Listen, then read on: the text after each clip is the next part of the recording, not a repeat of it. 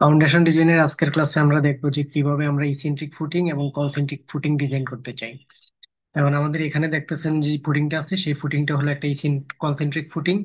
আর ডান পাশে আমাদের যে ফুটিংটা দেখতে পাচ্ছেন সেটা হলো আমাদের একটা ইসেন্ট্রিক ফুটিং। তো এখন ইসেন্ট্রিক ফুটিং কনসেন্ট্রিক ফুটিং যারা বোঝেন না তাদের জন্য বলতেছি, যখন একটা ফুটিং এর কলাম আমাদের একদম ফুটিং এর সেন্টারে থাকে তখন সেটাকে আমরা কনসেন্ট্রিক ফুটিং বলি। আর যখন আমাদের কলামটা ফুটিং এর সেন্টারে থাকে না, যে কোনো একটা পাশে থাকে, তখন সেটাকে আমরা ইসেন্ট্রিক ফুটিং বলি। তো এখন আমরা যে ফুটিং গুলো ডিজাইন করব তার জন্য আমাদের ডেড লোড হলো 200 কিপ, লাইভ লোড হলো 150 কিপ, আর এখানে আমাদের বেয়ারিং ক্যাপাসিটি হলো 3.5 কেএসএফ। তো এখন প্রশ্ন হলো যে ডেড লোড, লাইভ লোড আর বেয়ারিং ক্যাপাসিটি গুলো আপনারা আপনাদের প্রজেক্টে কোথায় পাবেন? তো যেগুলো আমরা অলরেডি বিগত ক্লাসগুলোর মধ্যে দেখিয়েছি যে কিভাবে ইটেপস থেকে ডেড লোড, লাইভ লোড গুলো বের করতে হয়, আর বেয়ারিং ক্যাপাসিটি তো আমরা সয়েল টেস্ট যে রিপোর্ট থাকবে সেই রিপোর্টের মধ্যেই পেয়ে যাব। তো যখন আমরা ইটেপস থেকে এইভাবে এই যে এই বেজ রিয়েকশন গুলো যখন বের করব, বেজ রিয়েকশন থেকে ইজিলি আমরা ডেড লোড, লাইভ লোড এই গুলো আমরা কম্বিনেশন তৈরি করে এখান থেকে বের করতে পারবো। এটা কিভাবে বের করতে হয় সেটা কিন্তু অলরেডি আমরা বিগত ক্লাসগুলোর মধ্যে দেখেছি। সো এখন আমরা এটাতে আর টাইম ওয়েস্ট না করে আমরা এখন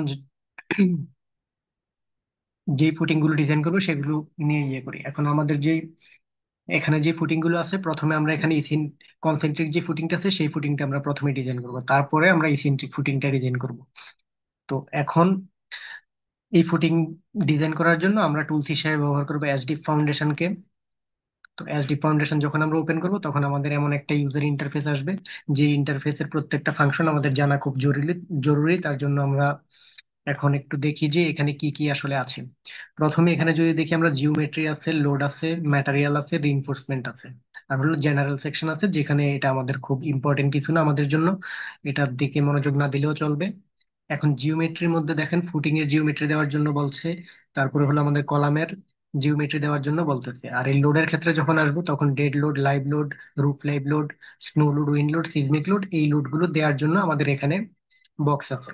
আর ম্যাটেরিয়ালের জন্য এখানে আমাদের তিনটা অপশন আমরা পাবো। প্রথমটা হলো ফুটিং, তারপর একটা হলো কলাম, তারপর একটা হলো সয়েল। মানে এদের যে ম্যাটেরিয়াল গুলো যেগুলো ব্যবহৃত হয়েছে বা যেগুলো ব্যবহৃত হবে সেই জিনিসগুলো আমরা এখানে ইনপুট করতে হবে। আর এখানে হলো রিইনফোর্সমেন্ট সেকশন।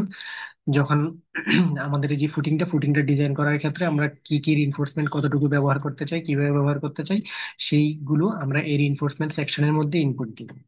তো আমরা এখন স্টেপ বাই স্টেপ শুরু থেকে দেখি যে আমাদের কোন কাজগুলো কিভাবে, একটা ফুটিং ডিজাইন করার জন্য আমাদের কি কি কাজগুলো করা লাগে। আমাদেরকে প্রথমে এখানে জিওমেট্রিতে যদি আসি, আমরা এখানে দেখতে পারবো ফুটিং এর মধ্যে যখন ক্লিক দিব তখন আমরা দেখতে পারবো এখানে বলতেছে ফুটিং এর লেন্থ দেওয়ার জন্য, ফুটিং এর উইথ দেওয়ার জন্য। তো এখন এখান থেকে লেন্থ উইথ তো আমরা জানি না যে আমাদের লেন্থ কত হবে বা উইথ কত হবে, সেটা তো আমরা এখন জানি না। আর ফুটিং এর যে থিকনেস সেটাও আমরা জানি না, কারণ ডিজাইনের আগে তো এটা আমাদের বলা সম্ভব না যে ফুটিং এর থিকনেস কত হবে আর আমাদের ফুটিং এর লেন্থ কত হবে। তো এই ডাটাগুলো চাইলেও আমরা এখন দিতে পারবো না, তো যেভাবেই আছে আমরা এভাবেই রেখে দিই আপাতত। তারপরে হলো আমাদের এখানে কাজ হলো কি, এখানে আছে সয়েল কাভার। সয়েল কাভার জিনিসটা কি, এই জিনিসটা আমরা একটু বুঝি। এখানে যদি আমরা এই পিকচারের দিকে তাকাই, সয়েল কাভার হলো এই যে ফুটিং থেকে আমাদের যে ফুটিং এর উপর থেকে যতটুকু এই সয়েল আমাদের ইয়ের মধ্যে থাকে, ফুটিং এর উপরে থাকে, সেইটাই হলো আমাদের সয়েল কাভার। যেটা হলো এই সয়েলের লোড গুলো কিন্তু আমাদের এই ফুটিংটার উপরে পড়তেছে। তো এই যে সয়েলের কাভারটা আছে সেই কাভারটা আমাদেরকে ক্যালকুলেশন করতে হবে। তো এখন প্রশ্ন হলো এটা কিভাবে আমরা ক্যালকুলেশন করতে পারি। তো এটা ক্যালকুলেশন করার জন্য আমাদেরকে প্রথমে জানতে হবে যে আমরা কত ফিট ডেপথে আমাদের যে ফাউন্ডেশনটা আছে সেই ফাউন্ডেশনটাকে দিচ্ছি। তো আমরা ধরে নিলাম যে আমরা এখানে 8 ফিট ডেপথে আমাদের ফাউন্ডেশনটা দিচ্ছি। তো 8 ফিট ডেপথে যদি ফাউন্ডেশন দিই, সেখান থেকে যখন আমরা এই যে ফুটিং এর থিকনেস আছে, এই থিকনেসটা যখন আমরা মাইনাস করব তখন এটা এই যে আমাদের সয়েল কাভারটা আমরা পেয়ে যাচ্ছি। তো এখানে আমাদের যেহেতু এই 8 ফিট ডেপথে আমরা দিব ইয়েটা ফুটিংটা এক্সিস্টিং সয়েল লেভেল থেকে, তো তাহলে আমাদের এখানে ফুটিং এর উপরে থাকতেছে কত, আমরা এখন তো যেহেতু থিকনেস জানি না, আমরা একটা থিকনেস অ্যাজিউম করে নিচ্ছি। আমরা ধরে নিলাম যে থিকনেসটা হলো আমাদের 2 ফিট। তার মানে 8 ফিট থেকে 2 ফিট যদি আমি মাইনাস করি তাহলে এখানে ভ্যালুটা হবে কত, আমাদের 6 ফিট। তাহলে আমাদের সয়েল কাভার ইনপুট করা শেষ। আর এই যে ওয়াটার টেবিল ডেপথ যেটা আছে সেটা আমরা সয়েল টেস্ট রিপোর্টের মধ্যে পাবো, যে আমাদের যে এই সয়েলের ওয়াটার টেবিল যেটা আছে সেটা কোথায় আছে। সয়েল টেস্ট রিপোর্ট থেকে এটা যদি আমরা পাই, এখানে আমরা ওটা বসিয়ে দিতে পারবো। So আমরা এখানে ধরে নিলাম যে 5 ফিট ডেপথে ওয়াটার টেবিল আছে আমাদের। তার মানে এখানে আমাদের প্রথম ফুটিং এর যে ইনফরমেশন গুলো আছে, এই দুইটা ইনফরমেশন আমাদের ইনপুট করা কমপ্লিট। বাকি যে তিনটা ইনফরমেশন আছে সেগুলো আমরা একটু পরে ইনপুট করব। তার আগে আমরা হলো কলামের জিওমেট্রি গুলো দিয়ে আসি। তো আমরা যে কলামটা ডিজাইন করতেছি সেটা ডেফিনেটলি একটা কনক্রিট কলাম। মানে যেই ফুটিংটা ডিজাইন করেছে ওই ফুটিং এর উপরে যে কলামটা আছে, যেটা ইটেপস অলরেডি আমরা ডিজাইন করেছিলাম বিগত ক্লাসগুলোর মধ্যে, সেইটা অলরেডি আমরা জানি যে এটা একটা কনক্রিটের কলাম। তো আমরা এখানে কনক্রিটে ক্লিক রাখবো। রাখার পরে এখানে আমাদের কলামের লেন্থ দেওয়ার জন্য বলতেছে, আর হলো কলামের উইথ দেওয়ার জন্য বলতেছে। তো আমরা যদি আমাদের এখানে তাকাই, আমরা আরেকটা জিনিস গ্রাফে ক্লিক করি। আমরা গ্রাফে ক্লিক করার পরে গ্রাফ থেকে আমরা এটার ইলাস্ট্রেশনটা দেখতে পারবো যে আমরা কি চেঞ্জ করলে কি হচ্ছে। এখন আমরা এখানে একটু দেখি, আমাদের যেই অটোক্যাড আছে অটোক্যাডের মধ্যে কলামের কোন ডিরেকশনটার ভ্যালু কত। তো আমরা জানি আমাদের এইখান থেকে এখান পর্যন্ত এটা হলো 20 ইঞ্চি, আবার এখান থেকে এখান পর্যন্ত এটা হলো আমাদের 12 ইঞ্চি। তো আমরা এই ভ্যালুটা এখানে আমাদের ইনপুট দিতে হবে। এটা ইনপুট দেওয়ার জন্য আমরা প্রথমে কি করব, প্রথমে হলো আমরা এখানে 12ই রাখি প্রথমে, তারপরে এখানে 20 দিই। তাহলে দেখেন একটা জিনিস হয়, এখানে আমরা 20 দিলাম, এখানে 12 রাখলাম ওখানে। এখন দেখেন কলামের যে ডিরেকশনটা কি এভাবে আছে, বাট আমাদের কিন্তু অ্যাকচুয়ালি কলামের ডিরেকশনটা এভাবে না। অ্যাকচুয়ালি আমাদের কলামের ডিরেকশনটা কিভাবে, এভাবে। তো তখন আমরা যদি আমাদের এভাবে করতে চাই, তখন আমাদের কি করতে হবে, আমরা এখান থেকে জাস্ট উপরে দিব হচ্ছে 20, আর নিচে দিব 12। এই যে নিচে দিলাম 12। এখন দেখেন কলামের ডিরেকশনটা কিন্তু এখন আমাদের সাথে মিলে গেছে। আমাদের যে ডিরেকশন আমাদের এই ইটেপস এর মধ্যে, বা আমাদের যে কলামটা যেভাবে আমরা বসিয়েছিলাম সেভাবেই এখন এখানে ড্র হয়ে গেছে। আচ্ছা, এখানে কলামে তাহলে ডিরেকশনটা আমরা দিলাম, কলামের মাপগুলো দিলাম। এই অফসেটের ব্যাপারটা কি, অফসেটের ব্যাপারটা তখনই আসে যখন ফুটিংটা আমাদের ইসেন্ট্রিক ফুটিং হয়। তো যেহেতু আমরা এখানে কনসেন্ট্রিক ফুটিং প্রথমে ডিজাইন করব, তো তার মানে আমাদের এই অফসেটের ভ্যালুগুলো এখন কোনো কিছুই দিতে হবে না। এই ভ্যালুগুলোর উপরে ভ্যালুগুলো দিয়ে আমরা এই ফুটিংটা কলামটাকে বিভিন্ন দিকে মুভ করাতে পারবো। তো এখন যেহেতু আমাদের এটা কনসেন্ট্রিক ফুটিং, তার মানে আমাদের এই ভ্যালুগুলো হলো 0।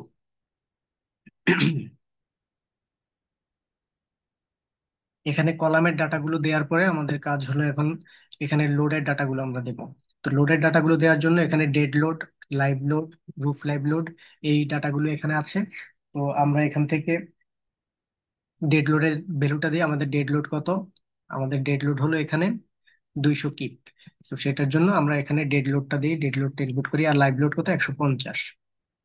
তো আমরা এখানে ডেড লোডের ভ্যালু দিলাম 200, তারপরে লাইভ দিলাম কত, 150, 150। আচ্ছা, এখন দেখেন এখানে কিন্তু মোমেন্ট সহ আমাদেরকে ইনপুট দেওয়ার সুযোগ আছে। এখানে আমরা মোমেন্ট গুলো এক ডিরেকশনে মোমেন্ট ওয়াই, এম, ইয়ার কে মোমেন্ট এক্স, তারপরে হলো মোমেন্ট জেড, এই শেয়ার এক্স শেয়ার জেড, এই ভ্যালুগুলো কিন্তু আমরা এখানে ইনপুট দিতে পারবো। তো এগুলো আমরা কোথায় পাবো, আমরা এগুলো বিগত ক্লাসে দেখেছি অলরেডি। এই যে এখান থেকে আমরা নিতে পারবো, এই যে এখান থেকে আমরা মোমেন্টের ভ্যালুগুলো, ইয়ার ভ্যালুগুলো এখানে আমরা পেয়ে যাব। এই যে এখানে এই ভ্যালুগুলো থেকে আমরা এগুলো কিন্তু এখান থেকে ইনপুট দিতে পারবো। তো আমরা এখন আমাদের এই ডিজাইনের জন্য এগুলো ইনপুট দিচ্ছি না। এগুলো ইনপুট না দিয়ে আমরা শুধু ডেড লোড লাইভ লোড এই লোড গুলোই এখানে ইনপুট দিচ্ছি। তো আমরা এখানে ডেড লোড ইনপুট দেওয়া শেষ, লাইভ লোডও আমাদের ইনপুট দেওয়া শেষ। আর রুফ লাইভ লোড তো অলরেডি বলেছি যে এটা লাইভ লোডের মধ্যে কনসিডার করে নিয়েছি। এখন আমাদের কাজ হলো কি, আমরা এখানে ম্যাটেরিয়ালের যেই সেকশন গুলো আছে, ম্যাটেরিয়াল গুলো আমরা এখন এখানে বসাবো। তো ম্যাটেরিয়ালের এখানে যদি আসি, প্রথমে আমাদের আছে ফুটিং, তারপর হলো আমাদের কলাম, তারপর হলো আমাদের এখানে সয়েল। ফুটিং এর জন্য আমরা যদি এখন ইনপুট দিতে যাই, তাহলে এখানে কি বলেছে, প্রথমে কনক্রিটের স্ট্রেংথ দেওয়ার জন্য বলেছে। তো আমরা এখানে এই ফুটিং এর জন্য আমরা 3000 PSI ব্যবহার করি, তো সেটা ব্যবহার করব। তো তার জন্য আমরা এখানে 3 KSI দিলাম। আর হলো রিভার স্ট্রেংথ এখানে যদি আপনি 60 গ্রেডের রিভার ব্যবহার করেন তাহলে এখানে 60 হবে। আর যদি 72 গ্রেডের হয় দেন এটা 72 গ্রেড হবে। সো আমরা আমাদের প্রজেক্টে 72 গ্রেডের রিভার ব্যবহার করেছিলাম, তো তার জন্য আমরা এখানে 72 দিলাম। আর কনক্রিটের ডেন্সিটি সবাই জানেন এটা 185 থাকবে। এবার আসি যদি কলামে আসলে কলামে আমাদের যেই কম্প্রেসিভ স্ট্রেংথ ব্যবহৃত হয়েছে কনক্রিটের, সেই ভ্যালুটা এখানে দিতে হবে। তো আমরা ইটেক্সের যখন ডিজাইন করেছিলাম তখন আমরা কলামের জন্য এই স্ট্রেংথ ডিফাইন করেছিলাম কত, এই 3.5 KSI বা 3500 PSI। তো সেটার জন্য আমাদের এখানে এটা অলরেডি আমাদের চেঞ্জ করতে হবে না, আমাদের এখানে 3.5ই আছে। আর যে রিইনফোর্সমেন্ট গুলো, এটা তো অলরেডি বলেছি 72 গ্রেড আমরা ব্যবহার করেছিলাম, তো এখানে ভ্যালুগুলো 72 হবে। যদি কেউ 60 গ্রেডের ব্যবহার করে থাকে দেন এখানে 60 দিলে তখন হয়ে যাবে। আর কনক্রিটের ডেন্সিটি সেটা তো 150, এটা থাকবেই। তারপরে এবার যদি আমরা সয়েলের এখানে আসি, সয়েলে ক্লিক দিই, সয়েলে ক্লিক দেওয়ার পরে এখানে আমাদেরকে বলেছে সয়েল প্রেসার দেওয়ার জন্য। হ্যাঁ, সয়েল প্রেসার মানে হলো আমাদের বেয়ারিং ক্যাপাসিটি দেওয়ার জন্য। তো আমাদের এখানে বেয়ারিং ক্যাপাসিটি কত? 3.5, যেটা আমরা পাবো কোথায়? সয়েল টেস্ট রিপোর্টের মধ্যে পাবো। তো 3.5 এখানে আমরা ইনপুট করি। এখানে আমরা 3.5 দিলাম। আর এখানে বলেছে ফ্রিকশন কোএফিসিয়েন্ট যে ভ্যালু গুলো আছে, এটা আমাদেরকে সয়েলের এর টাইপ জানতে হবে, যেটা কোন ধরনের সয়েল। যেমন দেখেন এখানে এই ভ্যালুতে যখন ক্লিক দিব তখন এখানে বলা আছে যদি এটা কোর্স গ্রেনড সয়েল হয় তখন এটা হবে 0.55। যদি কোর্স গ্রেড সিল্ট হয় তাহলে এটা হবে 0.45। যদি সিল্টি সয়েল হয় দেন এটা হবে 0.35। তো এটা যখন সয়েল টেস্টের আমরা যেই লেয়ারের মধ্যে আমাদের এই ফাউন্ডেশনটাকে রেস্ট করাতে চাচ্ছি বা ফাউন্ডেশনটাকে দিতে চাচ্ছি, সেখানে আমাদের সয়েলের লেয়ারটা কেমন তার উপরে ভিত্তি করে আমাদেরকে এই ভ্যালুটা সিলেক্ট করতে হবে। তো এখন আমাদেরটা আমরা ধরে নিলাম যে এই নো সিল্টেরটা 0.55 ধরে নিলাম, তো আমরা এটা এখানে 0.55 দিই, 0.55। আচ্ছা, ইন্টারনাল অ্যাঙ্গেল অফ ফ্রিকশন এটাও এখানে এই সয়েল টেস্ট রিপোর্টে এটা পাওয়া যাবে, ইন্টারনাল অ্যাঙ্গেল অফ ফ্রিকশনটা। আর সয়েলের ডেন্সিটি সবাই আমরা জানি এটা 110ই হবে। এবার হলো রিইনফোর্সমেন্ট। তো রিইনফোর্সমেন্ট আমরা এখন আসলে এভাবে না দিয়ে আমরা দেখি এট এ গ্ল্যান্সের মধ্যে আমাদের যে কোথায় কোথায় কি অবস্থা আছে। তো এটা দেখার জন্য এই যে দেখেন আমাদের এগুলো আমরা ট্রায়াল এন্ড এররের মাধ্যমে এই ভ্যালুগুলো বসাবো। আর এখানে যে জিওমেট্রি ভ্যালু আছে সেটাও আমরা ট্রায়াল এন্ড এররের মধ্যে বললাম যে ফুটিং এর 3টা ভ্যালু আমরা ইনপুট করিনি।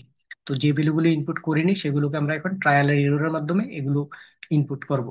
তো এখন এট এ গ্ল্যান্সের মধ্যে যদি আমরা তাকাই, এখানে দেখতেছি কি সয়েল বেয়ারিং প্রেসার আমাদের ফেল করেছে, মানে আমাদের বেয়ারিং আমাদের ফুটিং এর সাইজটা তাহলে এখন বাড়াতে হবে। তো এটা বাড়ানোর জন্য এখানে অলরেডি কত ছিল? 8 feet by 8 feet. So 8 feet by 8 ফিটের জায়গাতে আমরা 12 ফিট করি। এখানে 12 ফিট বাই 12 ফিট দেই। হ্যাঁ, 12 ফিট বাই 12 ফিট দিলে ফেল পাস করতেছে। এখন আমরা এটাকে 10 ফিট ট্রাই করি দেখি। 12 10-এ না, 12 10-এ হচ্ছে না।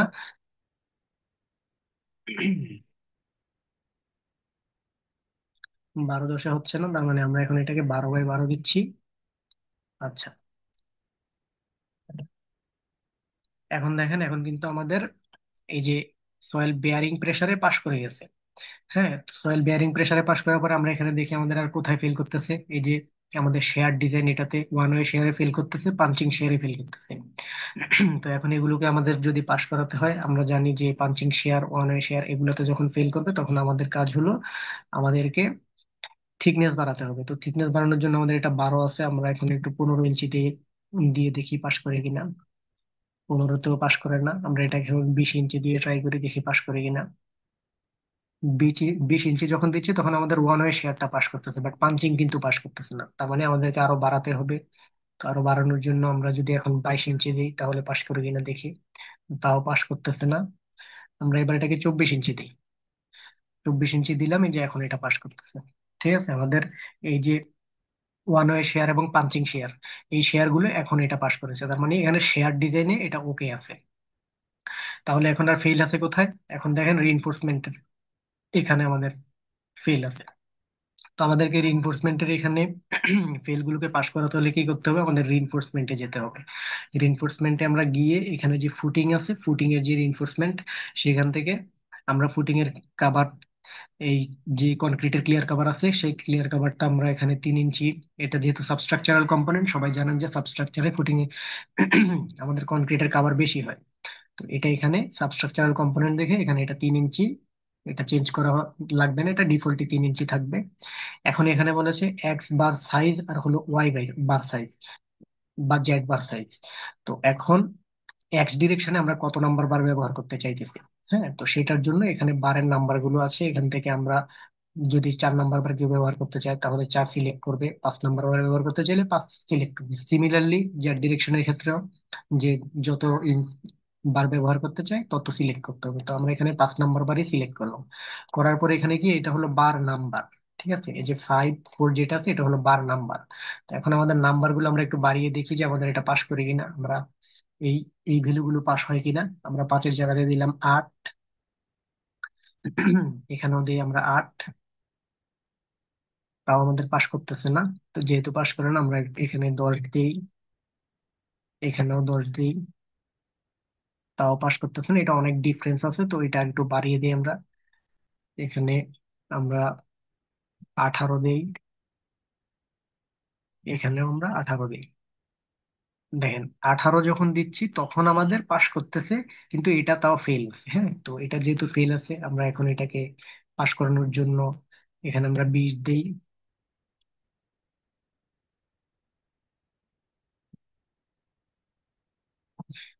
ঠিক আছে, এটা 20 দিলাম, এটা 21 দিই।